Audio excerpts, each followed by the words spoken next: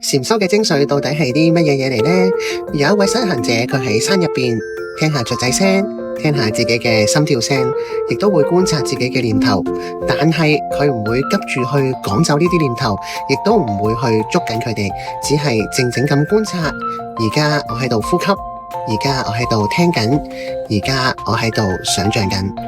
佢冇試圖控制腦海入邊嘅雜念，亦都唔抗拒佢哋嘅來來去去。佢就好似一位觀察者，坐喺河岸邊睇住念頭，就好似流水咁樣走過。佢唔批判，只係觀看。喺呢一刻，佢唔喺過去，亦都唔喺將來，佢喺當下同自己同在。呢一個就係禪修嘅精髓，唔係排除任何嘅念頭，而係覺知自己喺度做緊乜嘢，感受到啲乜嘢，存在喺邊度。1分鐘嘅時間過去，佢仍然坐喺嗰度，但係整個世界就好似已經唔同咗，因為佢真正咁活喺呢一刻。